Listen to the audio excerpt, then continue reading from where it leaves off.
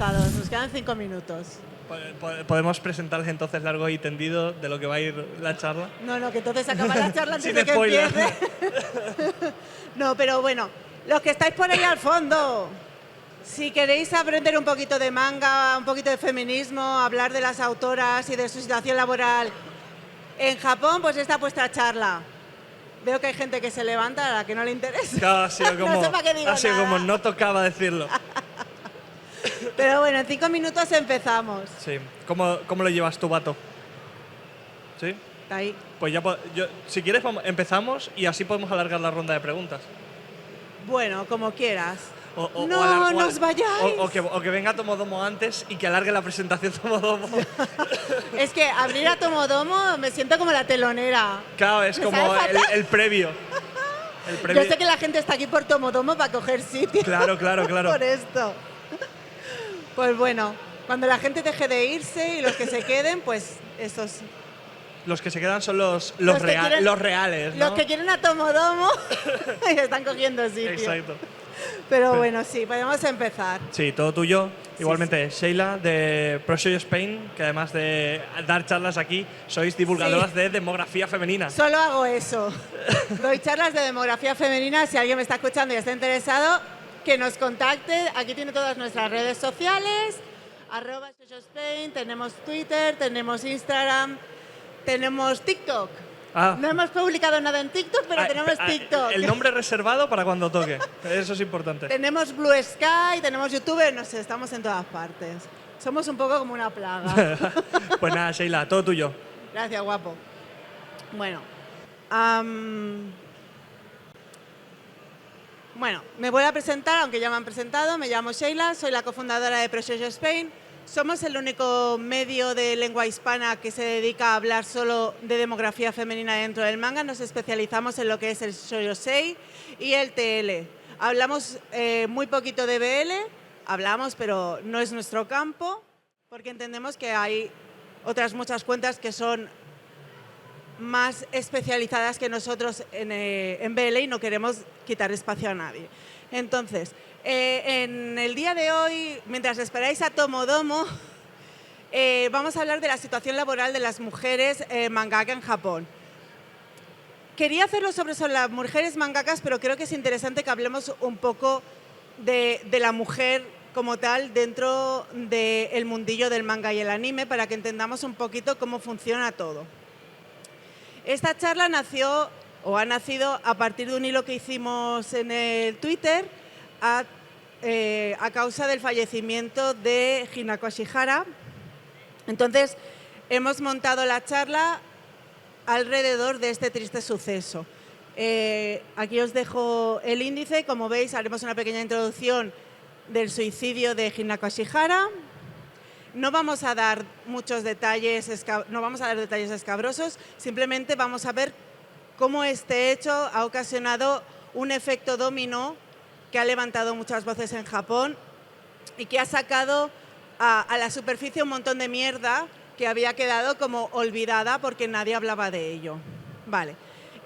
Luego de esto haremos un pequeño impasse para hablar cómo llegaron las mujeres al manga, porque creo que es importante que entendamos el kit de la cuestión para ver de dónde hemos partido y a dónde estamos. Luego hablaremos de las máscaras, ya veréis a qué significa. Hablaremos de mujeres explotadas y ninguneadas. Aquí os hemos puesto unos ejemplos bastante llamativos de cómo se trata a las mujeres mangaka. Y luego haremos un turno de preguntas.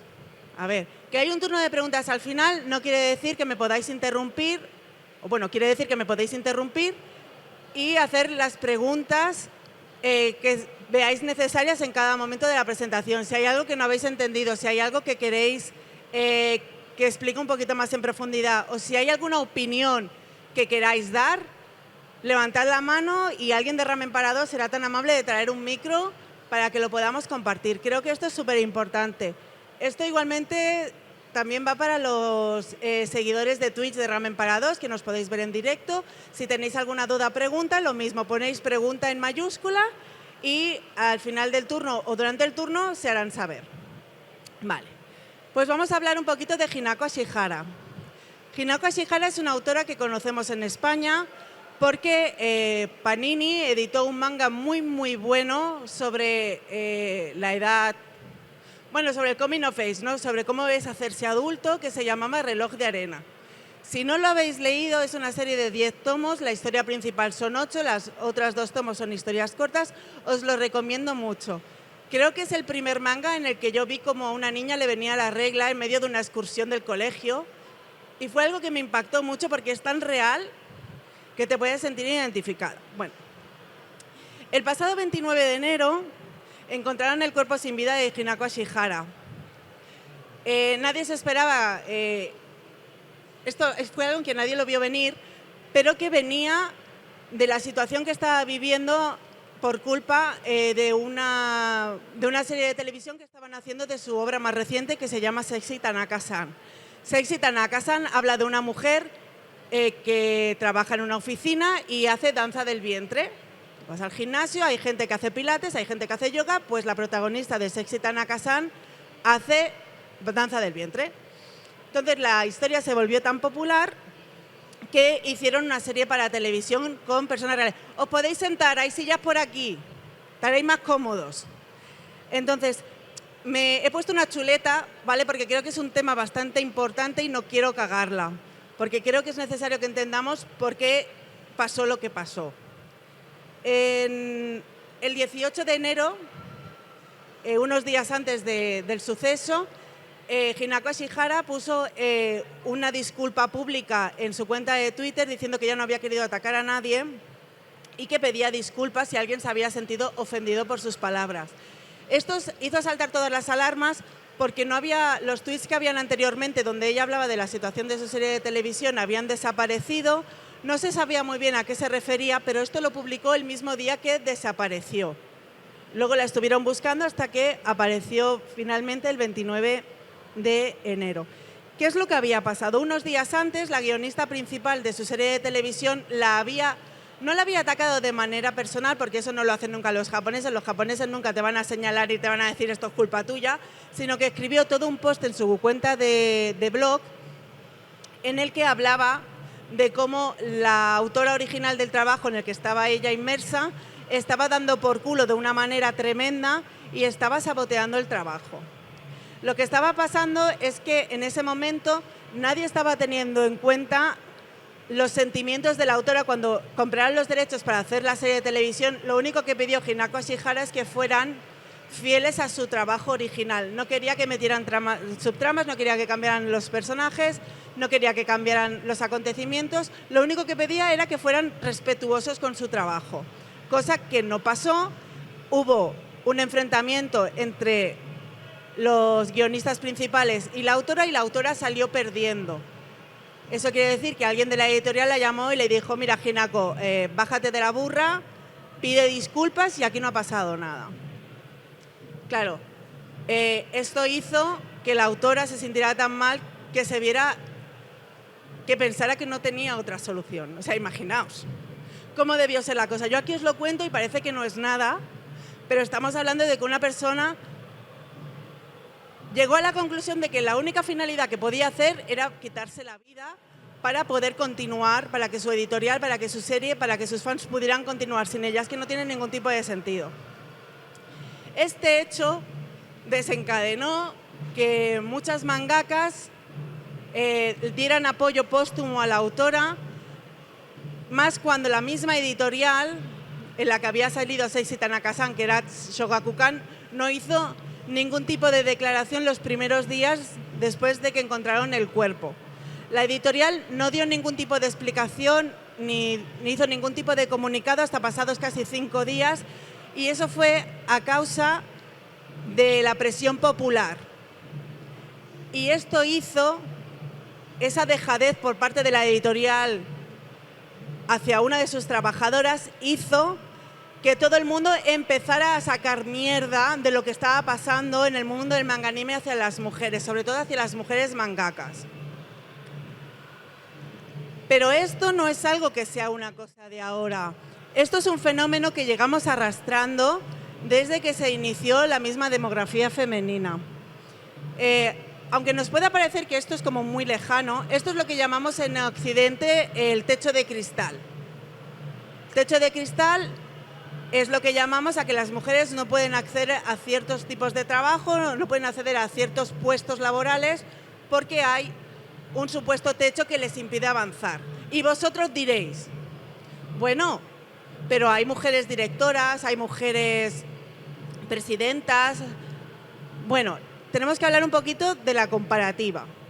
Por ejemplo, os voy a poner, ya que estamos hablando de manga, vamos a hablar de números en el mundo del manga, ¿vale? Empezamos hablando de los editores. Vosotros sabéis que la figura del editor, si voy demasiado rápido o queréis hacer un inciso, por favor decídmelo, ¿vale? Porque yo hablo como si todo el mundo supiera de lo que estoy diciendo. Vale. Hablamos del techo de cristal, hablemos de la situación, hablemos de un ejemplo en el mundo del manga. Por ejemplo, según un estudio de Brian Hikari Hertzstein que se llama The Media Mix, es un paper súper interesante de libre lectura, lo podéis encontrar en internet, ¿vale? El 75% de los editores de revistas femeninas son hombres, ¿vale? Y en las revistas de demo masculina ese tanto por ciento baja hasta un 20%. Solo un 20% de los editores de revistas masculinas son mujeres.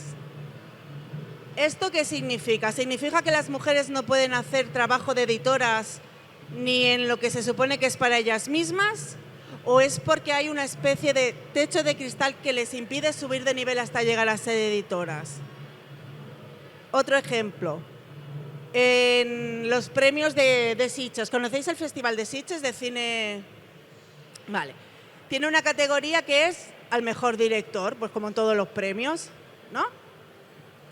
El festival lleva 53 ediciones actualmente y de ese promedio hay 3 o 4 mujeres.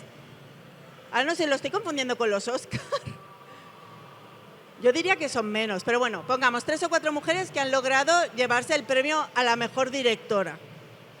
¿Quiere decir que las mujeres no podemos ser directoras de cine fantástico o de cine de terror? ¿O quiere decir que se nos ponen más trabas, se nos dan menos oportunidades para ser directoras? Nuestras películas no se enseñan tanto, no tienen tanto recorrido comercial, los departamentos de marketing no tenemos el apoyo que tienen otros directores. Esto sería lo que llamamos el techo de cristal. Son estos puntos que no nos permiten alcanzar los mismos puestos y las mismas oportunidades que a los hombres. Y esto es algo que pasa a todos los niveles. Esto es algo que pasa a todos los niveles y que siempre nos quedamos atascadas. Pues en el mundo del manga pasa exactamente lo mismo. Si el 75% de los editores de mangas, de las revistas de manga femenino son hombres, en un ejemplo muy práctico, en la Shonen Jump, por ejemplo, no hay editoras mujeres. Está prohibido. Porque según los jefazos, una mujer no entiende los sentimientos de un chico joven, pero un hombre cincuentón sí que entiende los de un adolescente de 15, una mujer adolescente de 15. Además, dentro del mundo de los editores, las mujeres que son editoras muchas veces sufren acoso laboral, acoso sexual dentro de su ambiente de trabajo de los mismos mangakas, que las empujan a salir del mercado. Sé que esto es una charla sobre mujeres mangakas, vamos a llegar a ello, estamos en ello, pero creo que es importante que entendamos un poquito la situación de las mujeres dentro de este mercado. Más que nada porque es un mercado que consumimos mucho y que nos gusta. Entonces, si a las editoras que son esos mandos intermedios que tienen un pelín de poder ya les pasan estas cosas, ¿qué no les va a pasar a las mangakas que son la purria que está trabajando y está creando nuestras páginas? ¿Alguna pregunta hasta aquí? ¿Ha quedado claro todo? ¿Sí? A mí me gusta que levantéis la mano y que aplaudís. Si vosotros veis que algo hay que aplaudir, aplaudís. Vale, ¿cómo llegamos las mujeres al mundo del manga? Vale. Empezado todo con ella, con Machiko Hasegawa. Puede que os suene un poco porque es la fabulosa autora y creadora de la incombustible Sasae-san. Sasae-san es un personaje que salió por primera vez en el 46, en abril, publicado en un periódico. Esta señora cuenta solo la historia de la familia de Sasae-san dentro del periódico. Es como las tiras que tenemos ahora cómicas dentro de los periódicos o satíricas que nos cuentan la vida política, pues esto nos contaba el día a día de la sociedad japonesa.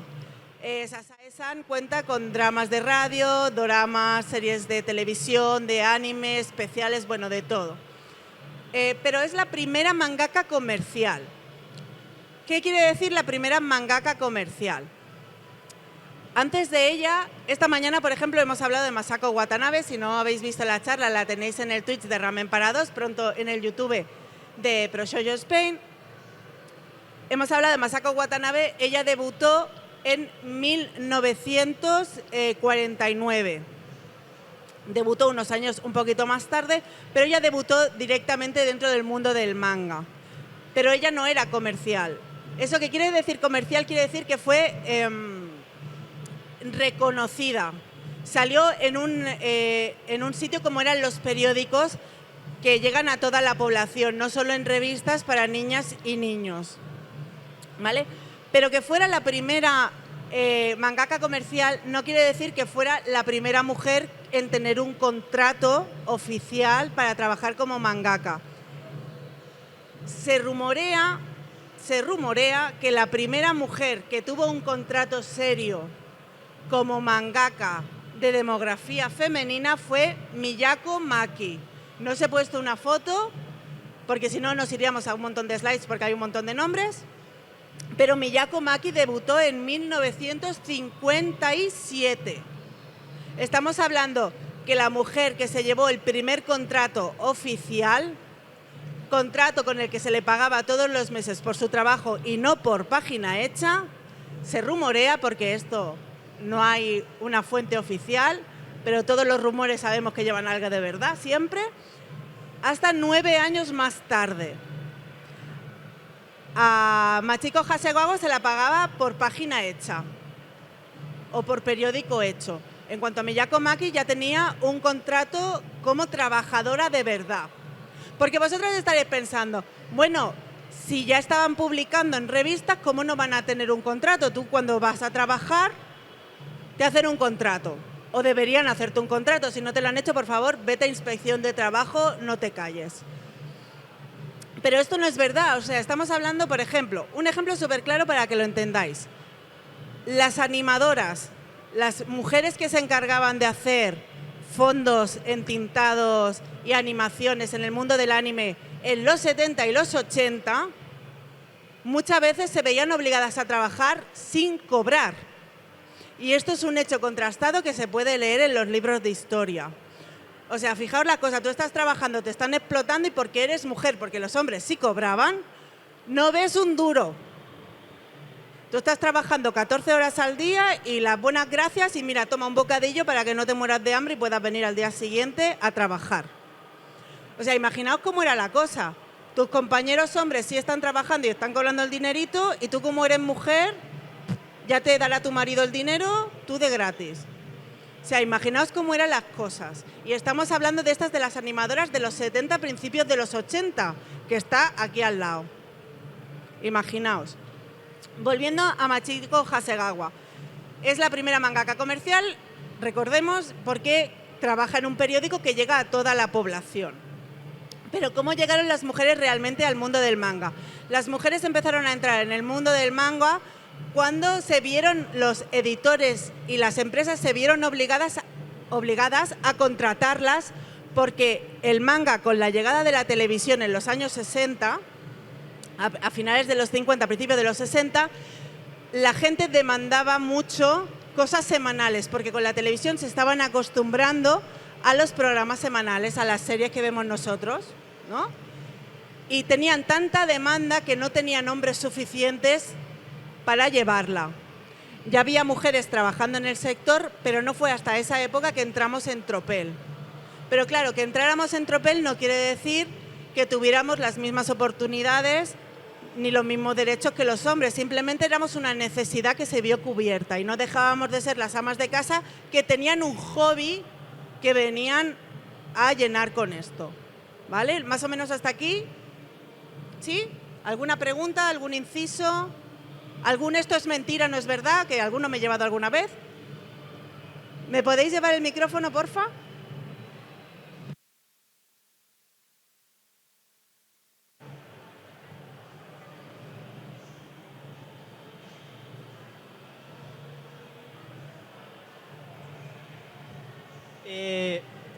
Esto que ha mencionado de que a las entintadoras, ¿se escucha ahí?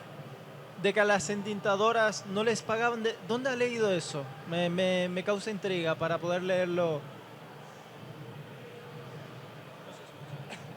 Te pregunta por... Espérate que me acerco. Te pregunta por dónde has leído lo de las entintadoras, que le gustaría consultar la fuente para leer más detenidamente. Déjame un segundo que me lo he puesto en los apuntes por si me lo pregunta. Dame un segundo. En realidad es el mismo paper, ahora que pienso, es el mismo paper que he dicho antes. Se llama In the Media Mix y lo puedes localizar en internet. Su escritor es Brian Hikari Hartzheim. ¿Lo he pronunciado bien? No tengo ni idea. Pero tienes aquí. Incluso puedes ver un vídeo de un youtuber americano que es muy interesante. Se llama Basic Michael. It's Basic Michael, creo. Que hizo un vídeo dedicado todo a esto. Es un chico que siempre consulta muchas fuentes, siempre te pone todas las fuentes en su cajita de la descripción. Súper interesante. No me acuerdo exactamente cómo se llama. Déjame que acabemos la charla y luego te digo exactamente por si quieres ver el vídeo para no leerlo. Este chico es muy interesante. Todos sus vídeos habla de historia del manga, son muy interesantes. Creo que es Basic Michael, It's Basic Michael, pero todo con I latina. Que lo explica que durante los 70 y los 80 las mujeres tenían este vicio, bueno, las mujeres no, los jefes tenían este vicio de no pagarlas, era como una obligación.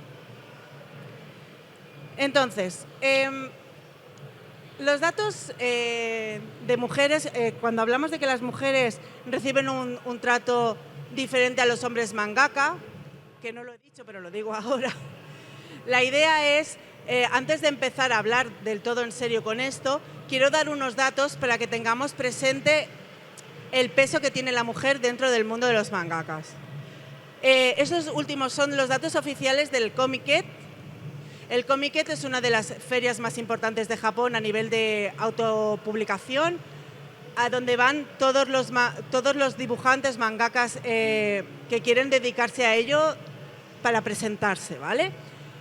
El Comiket normalmente lanza un PDF, bueno, normalmente no, lanzó en 2014 un PDF para presentar su evento a Occidente. Lo lanzó en inglés, lo podéis ver desde la misma página oficial del Comiket y tiene un montón de números, porque claro, lo que les interesaba a ellos era venderse y uno de esos números es el siguiente: porcentaje de mangakas en la Comiket, un 57% mujeres, un 43% hombres. Es que no hay que irse a la Comiket, tú te das una vuelta por la Japan Weekend, por los artistas que están aquí vendiendo sus obras, vendiendo sus fan arts, vendiendo lo que sea, y te das cuenta que muchos de ellos son mujeres. La mayoría, hay hombres, obviamente, que dibujan muy bien, nadie está diciendo que no lo hagan ni que no tengan derecho a nada, que todos nos conocemos aquí, pero la mayoría de dibujantes son mujeres. Incluso, fíjate, antes hemos ido a la zona más 18, la recomiendo mucho, me han pedido el DNI y me he sentido súper halagada. He dicho, gracias, por favor, voy a venir más a menudo. Hemos ido a la zona más 18 para echar un ojo y la mayoría de artistas de los stands eran mujeres. Me ha llamado bastante la atención, además tenían cosas muy porno que he salido un poco sonrojada. No sé si era por el vino o por las mujeres, no sé. Entonces, otra encuesta para ponernos un poquito en situación. Esta encuesta es de 2022, es un poco menos representativa porque iba por voto de usuario y está hecha sobre 723 personas que votaron, ¿vale? De esas 723 personas que votaron, que eran autores de Pixiv, el 77,2 eran mujeres, el 18,1, cuando te acercan una cámara es un poco... El 18,1 eran hombres. Esto del Neptune tendría que haberse borrado porque venía con la pantalla, no le hagáis caso. Y el 4,6 no sabe, no contesta, pues son todos aquellos que pues no binarios o no sabían qué responder o no querían responder. Entonces, ¿es significativo una encuesta con 723 votos? No, no. Pero la podemos extrapolar con otros datos como los de la Comiket, ¿vale? Entonces, sabiendo que posiblemente la mayoría de autores que publican en Japón son mujeres, vamos a hablar un poco de su situación. Vale. Una cosa muy, iba a decir icónica, pero no tiene nada que ver. Una cosa muy normal dentro de los mangakas es su anonimato. Hay muy pocos mangakas a los que les gusta que los saquen en fotos o que se sepa cómo realmente se llamen, porque muchos usan seudónimos. Por ejemplo, Eiichiro Oda. Eiichiro Oda es una persona es muy anónima, siempre sale representado, se dibuja a sí mismo con una cabeza de pez. Eso sí que es icónico. Y es tan anónimo que cuando fue a la presentación del live action de Netflix de One Piece, estuvo rodeado de miles de sus aficionados de One Piece y nadie supo que era él. No sé si habéis visto las fotos de él con su sombrero de paja paseando entre los fans de One Piece y nadie supo quién era. Este es el nivel de anonimato. ¿Por qué quieren los mangakas ser anónimos? Obviamente, para que no se les acose, para que no se les persiga y los dejen trabajar en paz. Porque si te estás echando 18 horas al día para sacar One Piece, las poquitas horas extras que te quedan, tú quieres ser tranquilo, estar con tu familia o hacer lo que te dé la gana sin que nadie venga a pedirte un autógrafo. Vale. Este anonimato es comprensible dentro de estos parámetros. Tenemos otros autores que sí que se muestran mal la cara, que no tienen ningún tipo de problema al venir y enseñar su cara. Pues Naoki Urasawa, por ejemplo. Hablo de autores de demografía masculina porque sé que los nombres os van a sonar y es más fácil de explicar.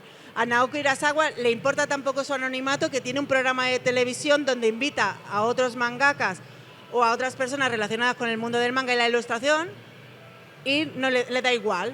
Esta es mi cara, este soy yo he hecho Monster, yo he hecho 20th Century Boys. Y aquí hago un inciso, 20th Century Boys es mejor que Monster y voy a ir con esto hasta la tumba. Dicho esto, para conservar el anonimato, volvemos a lo mismo, muchos autores utilizan máscaras, ¿vale? Os he puesto unos ejemplos de tipos de anonimato. Vale. En la primera foto tenemos a Jon Tarachine. Si no conocéis a Jon Tarachine, actualmente tenemos 2 obras publicadas en nuestro país de la autora. Una es La bruja del castillo de los cardos de Odaiba Ediciones y la segunda es Ocean End Roll de Milky Way. Si no la conocéis, os la recomiendo mucho porque es una autora que siempre trata temas que están muy poco tratados. Por ejemplo, en Ocean End Roll la protagonista es una señora mayor que decide cuando se muere su marido no encerrarse en casa y hacer estudios universitarios de cine porque ella lo que quiere es ser cineasta. Ya está. Y en La bruja del castillo de los cardos tenemos una bruja a la que todo el mundo repudia y un día le cae la misión de cuidar a un niño porque la Iglesia Católica lo quiere quemar. Oye, mira, cuida a este chaval que la Iglesia lo quiere quemar porque es un mago negro. Vigílalo, por favor. No sale bien. Pero para nada. Pero es muy entretenido y si os gusta Escocia, está muy bien porque está situado allí. Vale. Tenemos otra autora que es Paru Itagaki. ¿Alguien sabría decirme qué obra ha hecho Paru Itagaki? A ver, levantad la mano, que esto a mí me gusta. Me encanta que levantéis la mano. ¿Qué obra ha hecho? Beastars. Que ahora quiero recordar que Netflix va a estrenar la última temporada del anime. Si no lo ha hecho ya, no le debe quedar mucho. Totalmente recomendable. Si os gustan los furros, aún más. Como veis, lleva una máscara de pollo. Sí, ¿no? Vale. Y otras máscaras que utilizan autores, como hemos dicho, Eiichiro Oda, es hacerse caricaturas. Hiromu Arakawa, esto es muy curioso porque si buscáis Hiromu Arakawa en Google, saldrá la actriz de doblaje de Edward, de Full Metal Alchemist. No es ella, por favor, dejad de usar la foto de esta señora para hablar de Hiromu Arakawa. No es ella. Ella es esta vaquita, aquí tan mona, que le gusta comer, beber y hacer otras cosas. Vale. Hemos dicho que a los autores les gusta ser anónimos por el hecho de que los acosan. Vale. Si tú eres un autor masculino, de demografía masculina, lo que vas a hacer es que vas a tener un montón de fans que van a querer mostrarte su cariño. Algunos que estarán un poquito más idos de allá y que se dedicarán a perseguirte y a mandarte cartas raras, pero en su gran mayoría es gente maja que lo que quiere es estar cerca tuyo. Si eres una mujer, ocultas tu rostro porque ese acoso no va a ser de fans.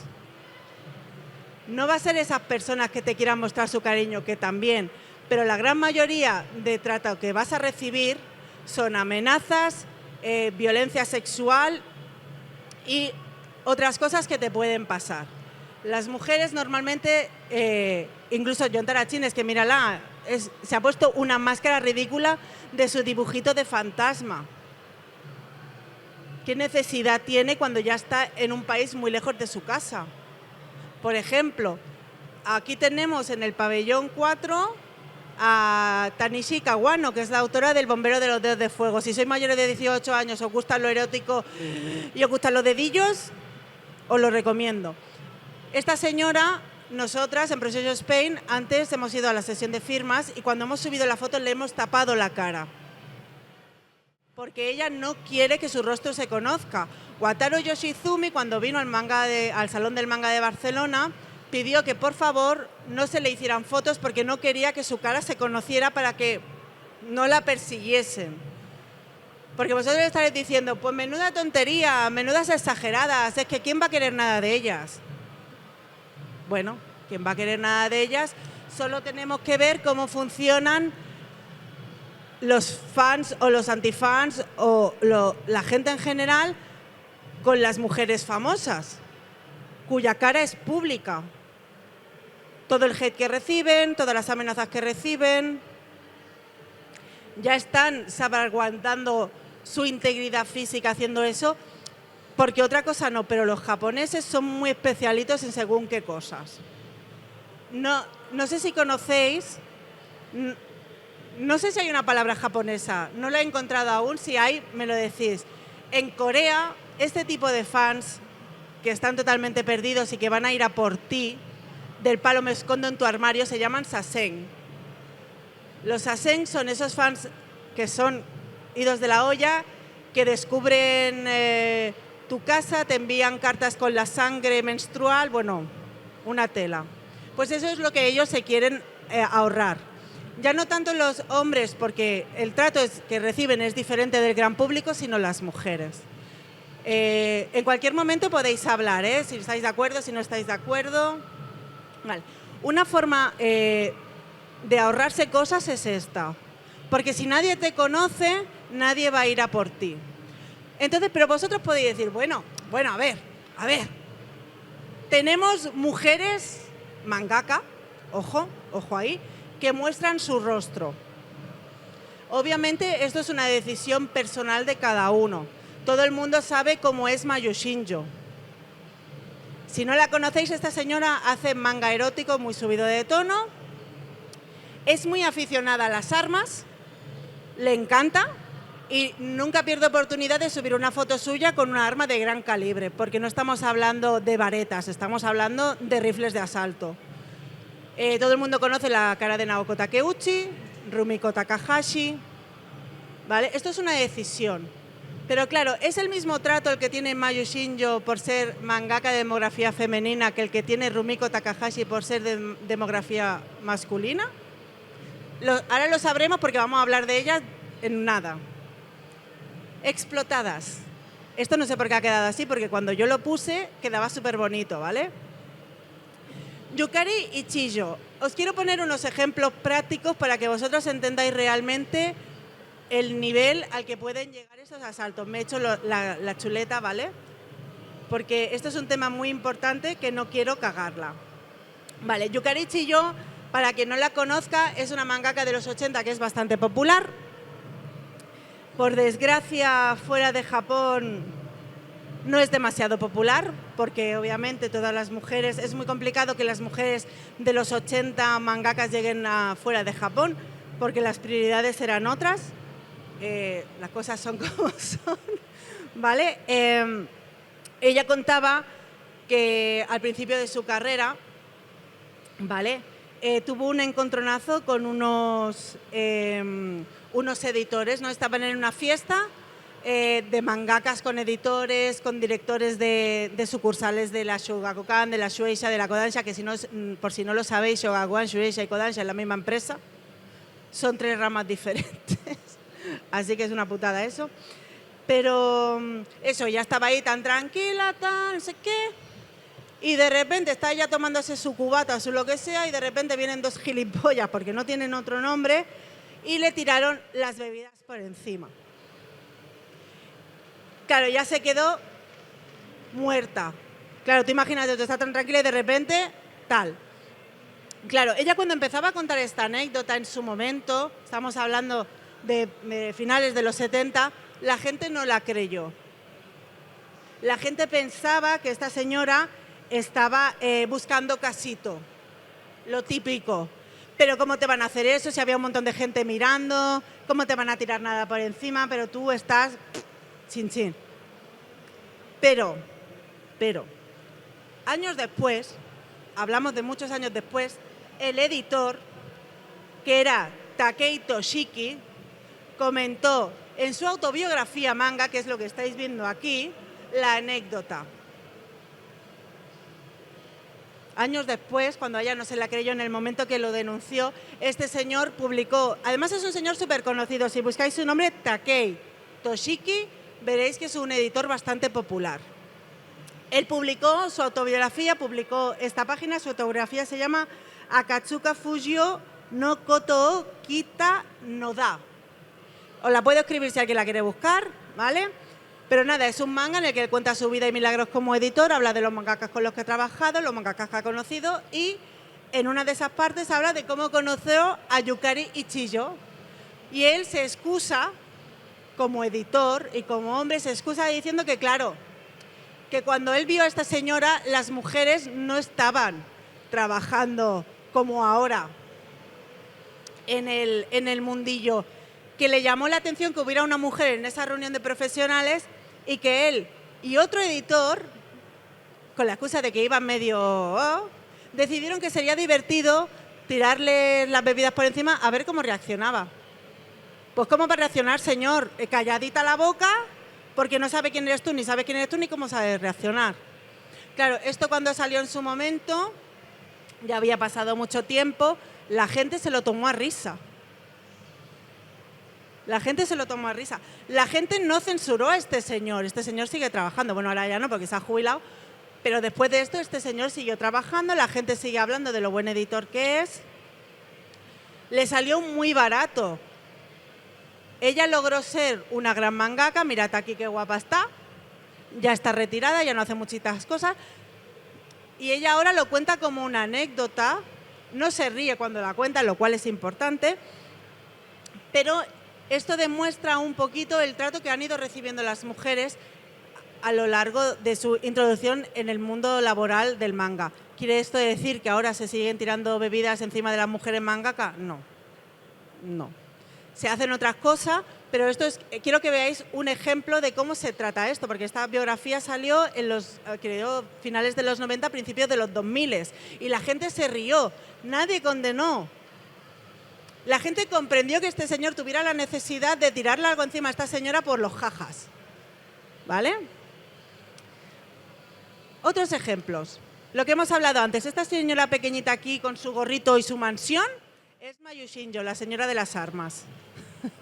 Si buscáis Mayu Shinjo en Google y ponéis Mayu Shinjo armas, vais a flipar, porque de verdad esta señora es tremenda. Esta señora se hizo de oro, pero de oro. O sea, aquello de que las mujeres mangakas no pueden ser millonarias es mentira. Es mentira. Hay muchas que sí, entre ellas la de Kimetsu no Yaiba, que se ha forrado. Pero forrado. Pues lo que le pasó a Mayu Shinjo es que ella trabajaba para una editorial que se llama Shogakukan. Aquí en España, gracias a Ibrea, hemos tenido muchas obras suyas. ¿Os las recomendaría ahora mismo? Pues no lo sé, la verdad. Cuando salió Virgin Crisis, de esta autora, es un manga de 4 tomos, muchas mujeres de España descubrimos que en el manga para mujeres podía haber sexo.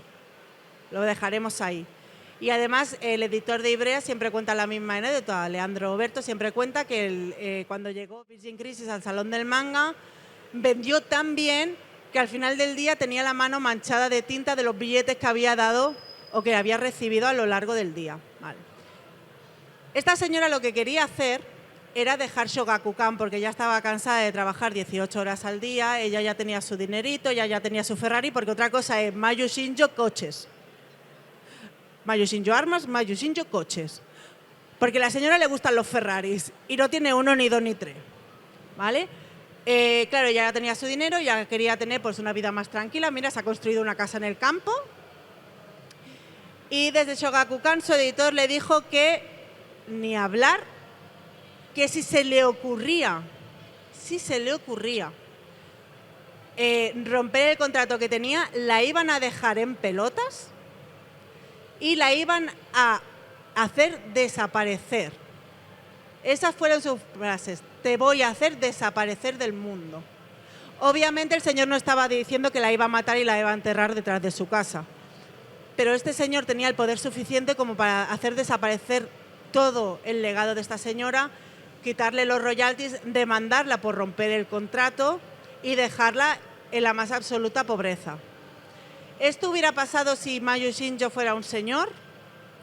La amenaza tal cual, seguramente le hubieran ayudado a moverse por editoriales, porque hay muchos autores que trabajan con editoriales diferentes. Ahí tenéis a Junji Ito, por ejemplo. Él trabaja para muchas editoriales, se lleva muy bien con todas, porque es un señor muy majo que siempre va con sus orejitas de gato. Otro caso que tenemos es el de Naoko Takeuchi. ¿Conocéis a Naoko Takeuchi? ¿Qué obra ha escrito? ¿Cómo? ¿Estamos seguros que es Sailor Moon? ¿Sí? Vale. Naoko Takeuchi, aquí la tenéis en una de sus últimas entrevistas en la revista Cosmopolitan hace un par de años. Es muy conocida por Sailor Moon, obviamente. Ahora está en boca de todos otra vez porque ha salido Sailor Moon Cosmos por fin en Netflix. Esta señora está casada con otro mangaka. ¿Quién es? ¿Sabéis el chisme? ¿Sí? Me gusta que lo sepáis. Pues Naoko Takeuchi llegó un momento que estaba cansada de Sailor Moon. Obviamente, si tú has dedicado varios años de tu vida a trabajar en una serie, pero ya la has terminado, pues tú quieres dedicarte a otras cosas. Pues a lo mejor te quieres jubilar, a lo mejor quieres empezar otra serie. Pues esta señora le dijo a su editor: mira, ahora que ya ha pasado un poquito toda la locura de Sailor Moon, ya tenemos el anime, se están haciendo las películas, los live action, todo lo voy a empezar otra serie. Tengo una idea muy buena. Y le dio un script, un guión, para que viera lo que tenían en mente, para que lo pudieran discutir y decidir si realmente valía la pena comenzar otra serie. Este señor lo que hizo fue lo rompió y le dije: mira, Naoko, tú de hacer otra serie, vamos a explotar Sailor Moon hasta el día de tu muerte. ¿Alguien sabe si esta señora ha publicado algo más después de Sailor Moon? Pues eso. Tenemos otro ejemplo de mangaka muy parecido a este, que es Akira Toriyama. Akira Toriyama, todos sabemos que ha hecho Bola de Drag, como nosotros lo conocemos en Cataluña, Bola de Dragón, como lo conocéis aquí, Dragon Ball, como se conoce internacionalmente. Diría en gallego y en vasco, pero es que no me lo sé, perdón. Pues Akira Toriyama, su obra cumbre ha sido Dragon Ball, que sigue a día de hoy con un nuevo dibujante, no sé si continúa después de su fallecimiento.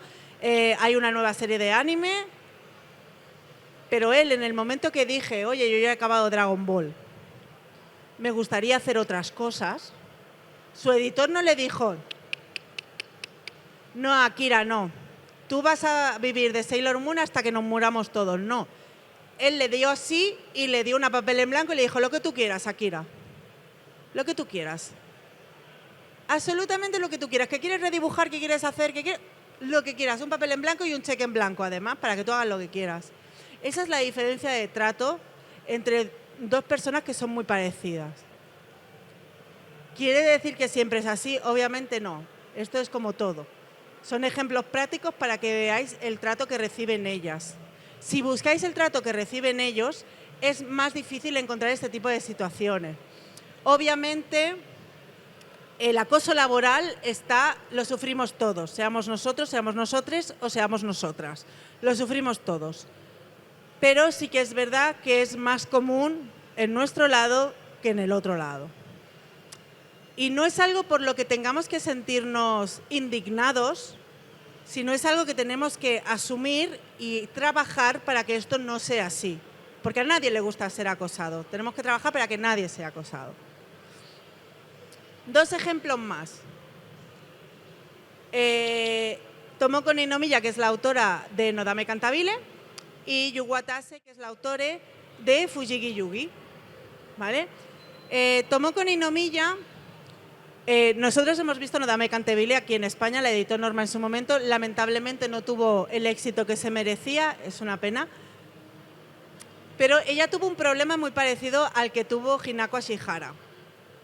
¿Vale? Ese problema fue que cuando se fue a hacer la versión en la serie de televisión de personas reales de Nodame Cantabile, un iluminado del estudio de televisión dijo, mira, ¿sabes qué? De esta historia que tú has escrito, la vamos a ignorar. Vamos a coger el nombre, el set con los músicos y demás y lo vamos a cambiar. Vamos a coger un idol masculino que va a ser el protagonista, pero que no va a tocar el piano. No va a tocar el piano. Va a ser un señor que quiere cantar. Claro, tú imagínate que eres Tomoko Ninomiya, has creado a Nodame y de repente te están diciendo, sí, vamos a hacer tu serie en televisión, pero vamos a ignorar todo lo que tú has creado y vamos a hacer otra cosa. Vale. Obviamente, el primer esbozo de la serie de televisión de Nodame no salió porque en este caso el editor de Tomoko Ninomiya sí puso los puntos sobre las is y dijo no. El contrato es el que es y la serie es de Nodame Cantabile, no del ídol de turno que va a debutar en 2 años. Y salió una serie bien. Muchos mangakas, ya sean hombres o mujeres, se quejan mucho de que a las horas de cambiar o de pasar a la televisión sus series, se hacen muchos cambios. Por eso muchos ya ponen en el mismo contrato de cesión de derechos el no se toca absolutamente nada, gracias y por favor. Entonces, ¿qué le pasó a Yu Watase? No sé si le conocéis, este autor tuvo muchos problemas de depresión porque su editor era un cabronazo, no sé si puedo decir cabronazo en Twitch, pero ya lo he dicho, perdón, que le obligaba a trabajar de manera incesante. ¿Qué quiere decir que le obligaba a trabajar de manera incesante? Ella estaba trabajando en Arata, que es una serie que no ha salido en España, fue su primer shonen, que si lo veis es muy curioso porque se nota mucho cuando cambia de este editor a un editor que realmente comprende la obra, se ve un cambio a partir del tomo 11 o 12 cuando cambian de editor. Pues este editor se dedicaba a que cuando ella le entregaba las páginas le decía no. ¿Ves este punto en la segunda viñeta del 4.º párrafo? No lo quiero. Y la tenía siempre tutú. Total, que ella llegaba a las fechas de entrega, si la tenía que entregar, yo qué sé, un viernes a las 3 de la tarde, llegaba a la data de entrega el viernes a las 3:10. Y una vez, y otra vez, y otra vez. Este señor estuvo 5 años parada sin hacer nada porque era tal la depresión que tenía por culpa de este señor que no podía ni coger un lápiz del acoso que había recibido. He intentado buscar un caso parecido con un mangaka hombre, pero no lo he localizado. Si alguien sabe, porque seguro que hay, porque los editores son como son, seguro que hay. Pero no lo he encontrado. Si alguien sabe algo por Twitch, que lo diga, porque así yo a la próxima vez que haga esta charla lo meteré de ejemplo también. Antes de acabar, que aquí ya ponía el gracia, quería comentar otros ejemplos, porque estos ejemplos, por ejemplo, los tenéis en el hilo que hicimos en ProShoujo Spain cuando falleció Hinako Ashihara, Quería hacer una puntualización extra para entender un poquito más, porque claro, yo os puedo decir misa y vosotros podéis decir, pues no me lo creo. O no me lo creo porque te estás inventando las cosas, porque como yo no sé leer japonés o no sé dónde encontrar esta información, pues te lo estás inventando porque ¿quién va a tratar así a las mujeres? Vale. Hace unos días una usuaria de Twitter llamada Kuroi91 publicó un hilo muy interesante sobre una entrevista que se le había hecho a Kiko Hagashiwara en la revista francesa Atom. Si no conocéis la revista francesa Atom, es una revista especializada en el mundo del manga, no como la otakubunka que tenemos aquí, sino como más profesional. No lo pongo porque la otakubunka sea una mala revista, no quiero decir eso, sino que la otakubunka está como dirigida a un público más genérico y la Atom está dirigida a un público adulto más selecto. Un público adulto que busca un poquito, que ya no le shonen, que lee más seinen, que es un poquito más, que tiene un poquito más de poder adquisitivo, digamos, tiene un poquito más de edad, ¿vale? Y en esta entrevista Akiko Higashimura habla de muchísimas cosas, entre las cuales ella dice que ella publicaba en el momento de la revista varias series en varias editoriales diferentes, pero como ella tiene facilidad de relacionarse, pues mira, no tenía problemas. Pero una cosa que sí destaca mucho de la entrevista es que cuando le preguntan qué prefiere trabajar, si en shoujo o shonen, comenta una anécdota que no se suele hablar mucho de esto, ¿vale? Pero comenta que cuando ella dibuja shonen se le paga un precio por página, pero cuando ella está publicando shoujo o demografía femenina se le paga la mitad. La mitad. Muy fuerte. Claro, eso ya no lo digo yo, ya lo dice ella, lo tenéis allí en la revista. Además, cuando hemos hablado, volvemos al tema de los editores, del tema de los editores, de los acosadores, de cómo echan a las mujeres de ese espacio, no lo digo yo. Esto, por ejemplo, lo dice Ichiro Oda en una entrevista que se le hace. Comenta que él no podría trabajar con un editor que... es que lo pienso y me río. Con un editor que dijera que le gustan las tetas gordas. Yo tendría que trabajar con él, pero a lo mejor no trabajaría tan rápido como trabajo ahora porque me daría un poco de reparo. Y acaba diciendo que en la Shonen Jump hay muchos pervertidos y que las mujeres tengan cuidado cuando entran en ese tipo de espacios. O sea que es un problema. El trato que se le hace a las mujeres dentro del mundo del manga es un problema que es conocido, pero que no se habla mucho en general. Por ejemplo, hablemos de Rumiko Takahashi. Conocemos a Rumiko Takahashi, ¿no? Siempre está en top 5 mangakas mujeres que tienes que conocer. Rumiko Takahashi, Naoko Takeuchi, Hiromu Arakawa por Fullmetal Alchemist, no por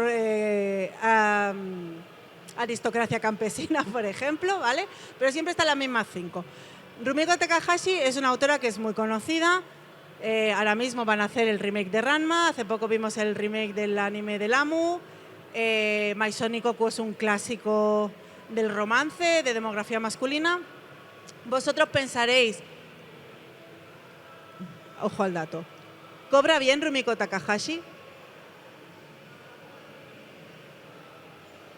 Vosotros pensaríais que sí, ¿no? Porque es una autora que es súper reconocida, que está en boca de todos. Es una autora que todos los hombres conocen y todas las mujeres conocen, con lo cual tiene un vasto público al que llega.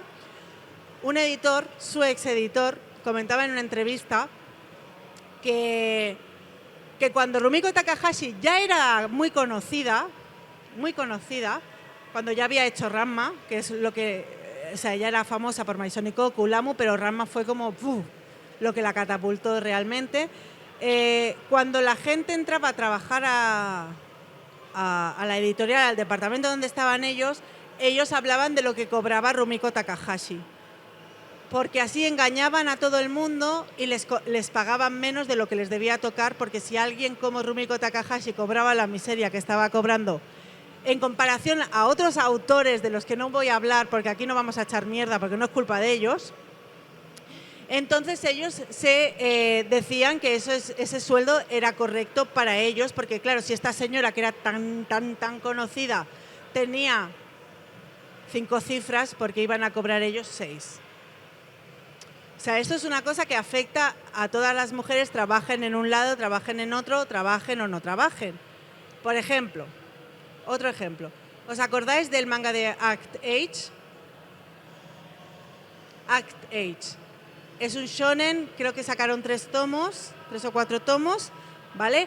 Y estaba hecho por un dueto de autores. Un hombre que era el que dibujaba, o al revés, ¿no? Una mujer que era la que dibujaba y un hombre que era el guionista. Vale, ¿qué pasó con esto? Que vosotros estaréis diciendo, ¿por qué me saca esta tontería ahora? Ojo al dato. Este señor se le pilló intentando comprar los servicios de una menor. Dejémoslo así. Obviamente, como era un autor que era poco conocido, no era el autor de Rurouni Kenshin, pues cogieron y cancelaron las... Vamos, hicieron pam, pam, pam, pam, cancelado. Vamos, es que ni se lo pensaron. Este señor va a mantener relaciones o quería mantener relaciones con una menor, lo cual es violación, pues lo vamos a sacar de aquí.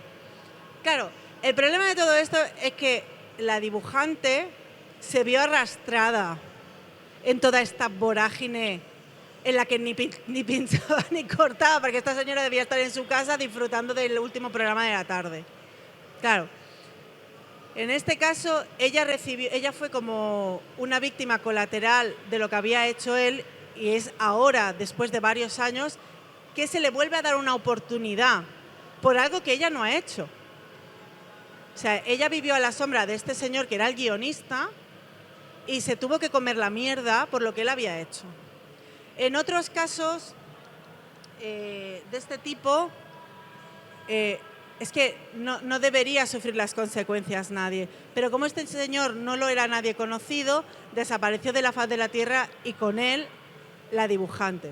Yo espero que ella tenga mucha suerte porque era una gran dibujante. Bueno, es una gran dibujante, toca madera, por favor. Es una gran dibujante, la serie nueva que tiene promete bastante y veremos. Pero como veis, en el trato recibido, hemos puesto algunos ejemplos entre hombres y mujeres, el trato recibido no es el mismo. Las mujeres cobran menos por hacer el mismo trabajo, se las promociona mucho menos, por ejemplo, todos conocemos la Shonen Plus, se llama, la web está donde puedes leer series de la Shonen, se llama, Manga Plus, no Shonen Plus. Perdonad, que tengo una edad y yo ya, ¡puf!, pajarito. Total, todos conocemos cómo los mismos japoneses promocionan la demografía masculina con la mayoría, porque muchos autores no se sabe, que antes se ha hablado de Kimetsu no Yaiba, pero no se sabe, se dice, se comenta.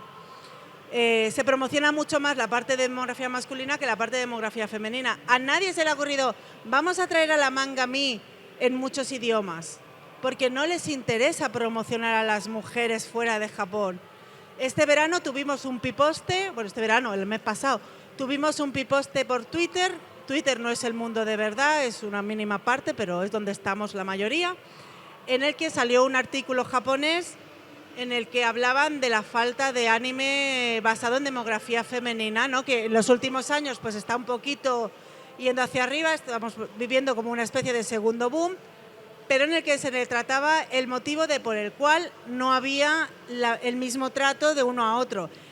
Y era simplemente porque a los editores les daba igual. No les podría dar más igual, es que veían la revista y les daba urticaria. Ese es el trato general. O sea, si tú estás haciendo este trato hacia las mujeres de la demografía femenina, ¿por qué no lo vas a hacer hacia las mangakas? Y que trabajes en demografía masculina y seas Rumiko Takahashi no te libra de esto, y que seas Pau Itagaki y trabajes en Beastars, que es una de las obras más populares de los últimos tiempos. Si no habéis leído el manga, lo sacó Milky Way y es una gozada, yo de verdad lo amo. No quiere decir que no vayas a recibir ese trato, porque sigues siendo una mujer por mucho que trabajes en demografía masculina. Y si Rumiko Takahashi cobraba menos que sus compañeros hombres, y era a lo mejor más popular que ellos mismos, ¿quién te da a ti la seguridad? Y todo esto, toda esta mierda, todas las anécdotas, tal, empezaron a salir con el trato que dio Shogaku Kan a Hinako Ashihara, autora de la que hemos hablado, tristemente fallecida, al principio de esta charla. En ProShoujo Spain nos gusta hacer muchas charlas feministas, somos un medio abiertamente feminista, somos un medio seguro, somos un espacio seguro, con nosotras no pasa nada. Creemos que visibilizar este tipo de problemas es importante porque este problema que viven las mujeres en Japón es un problema que podemos expolarizar a España nosotras mismas en nuestros puestos de trabajo. Son cosas de las que hay que hablar, son cosas de las que hay que conocer. Por favor, leed autoras, disfrutad de sus obras, leed mucho Rumiko Takahashi, leed mucho Tomoko Ninomiya, leed mucho Yu Watase. Que se vea que hay un interés. Y sacate el tema de los tratos porque es un tema que estaréis pensando. Porque yo a veces lo pienso cuando hablo. ¿Qué gilipollez más grande estás diciendo? ¿Qué gilipollez más grande estás diciendo? Porque es algo que ni nos va ni nos viene porque fíjate dónde están. Fíjate dónde están, pero el acoso, la brecha salarial y el techo de cristal son cosas que vivimos las mujeres día a día, aquí en Francia, en Portugal, en Estados Unidos, en México o en Japón. Son cosas de las que hay que hablar y hay que conocer. Dicho esto, es el turno de preguntas. Gracias. Luego acércate que te lo escribo para que puedas buscar bien los nombres y todo porque, ¿vale? ¿Me puedes traer un micro? Ya tengo a Tomodomo por aquí, perdón. Ahora salgo. Segundo. Pobre que las tengo ahí. Y yo sé que habéis venido por Tomodomo, no por mí.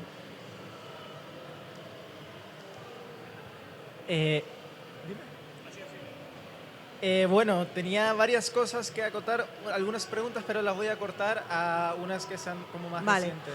¿Te parece bien que me baje aquí? Porque es que no...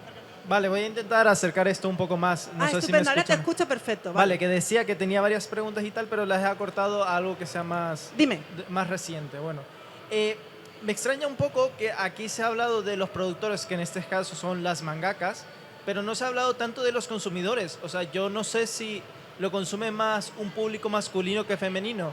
De igual manera, ha mencionado también, o sea, esto me recuerda mucho a este debate, por ejemplo, del fútbol masculino, porque se consume más que el femenino y porque se paga menos el femenino que el masculino. Vale. Me recuerda mucho a eso. Sí, es que es lo mismo. Es un problema, es lo que he comentado antes, es un problema que se extrapola a todo. Todos los estratos de la cultura tienen el mismo problema. Te contesto, esto no era una charla para hablar de la situación del manga de demografía femenina, ni del manga de demografía masculina, ni de los lectores. Pero, dicho esto, aquí hay un problema que son dos. El trato que reciben y luego por parte de los empresarios y por parte nuestra. Yo como mujer estoy programada, porque estamos programados desde que somos pequeños, se nos enseña, se nos inculca, es lo que hay, pasa res, vivimos donde vivimos. Se nos enseña que yo puedo leer Naruto y puedo leer Yona, no pasa nada. Seguramente tiraré más a Naruto que a Yona, porque me han enseñado que los hombres hacen mejores cosas que las mujeres. Y vosotros estaréis pensando, menuda gilipollez estás diciendo, eso ya no se lleva, me vas a perdonar. Pero tú como hombre estás programado a leer Naruto y no querer saber de Yona. Y tú dirás, pero yo no soy así, yo sí leo Yona. Tú sí, pero la gran mayoría no. Y ese es el problema de base. Pero lo que hablábamos de esta charla es del trato que sufren las mangakas, ya sean Rumiko Takahashi o Tomoko Ninomiya. Da igual en qué lado estés, porque el trato que vas a recibir siempre va a ser discriminatorio. En cambio, la concepción que nosotros tenemos del mercado es esa. El shoujo vende menos o es menos conocido porque, uno, no se le hace publicidad. Hemos hablado de la Manga Plus, porque tú puedes entrar en internet y puedes ver todo lo que se lee de la Shonen Plus, lo puedes leer el mismo día que sale en tu idioma.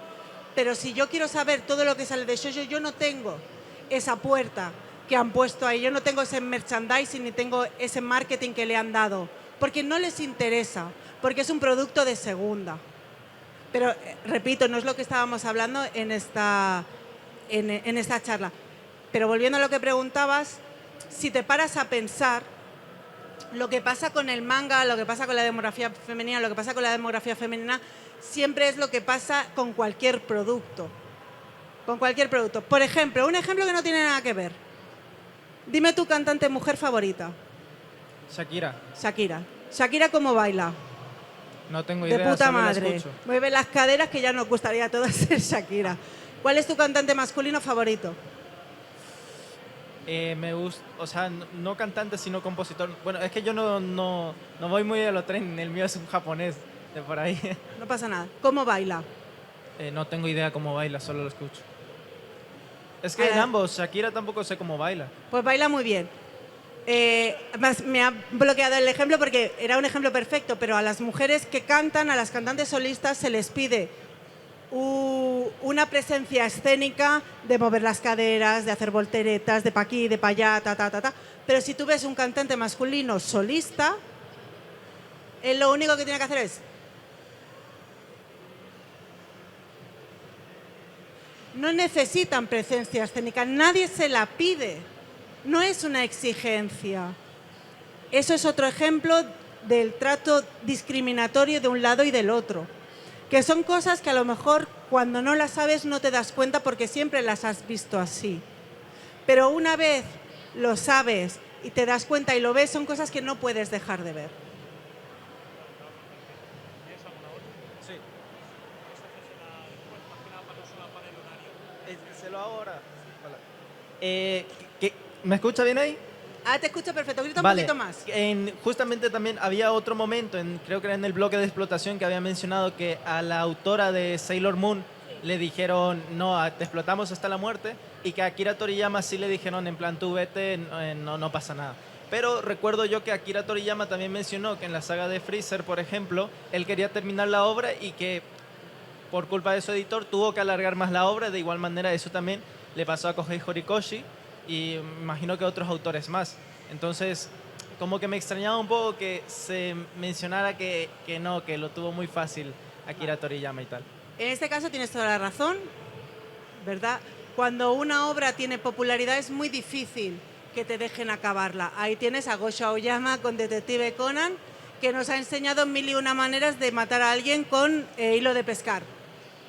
Hilo de pescar es el arma que todo el mundo necesita si te quieres deshacer del vecino. A Akira Toriyama le pasó lo mismo. Claro, Dragon Ball era el hit de la época, era el One Piece de la época. Nunca nada, aunque One Piece esté donde está, nunca nada superará Bola de Drag ni Bola de Dragón. Le costó mucho que le dejaran terminarla, porque claro, era una obra que era la insignia de la editorial, pero cuando tú tienes el poder necesario, tú te puedes plantar. Porque da igual lo que te digan, si tú no dibujas, tú no sacas nada. Entonces le dejaron acabar la obra. Cuando acabó la obra, como sabes, bueno, es inmortal, o sea, aunque acabara la serie regular, han habido millones de proyectos de Bola de Drag. Y en muchos ha participado Akira Toriyama porque es su obra, es su bebé. Pero él tuvo la oportunidad de deshacer ese camino y hacer otras cosas. Naoko Takeuchi en ningún momento se le ofreció eso. Es más, tuvo el mismo problema que Akira Toriyama. No querían que acabase Sailor Moon porque era la gallina de los huevos de oro. Abrió toda una nueva época para las Magical Girls y no querían que eso acabara. Y ella se plantó y dijo, hasta aquí hemos llegado. ¿Hasta aquí hemos llegado? Molt bé, se acaba Sailor Moon. Pero tú de Sailor Moon no vas a salir, porque no se te va a publicar nada más, porque no vamos a aceptar tus guiones. Esa es la diferencia. Claro, aquí estamos hablando... Claro, esta charla era para otra cosa y esto era un ejemplo, yo como resumido.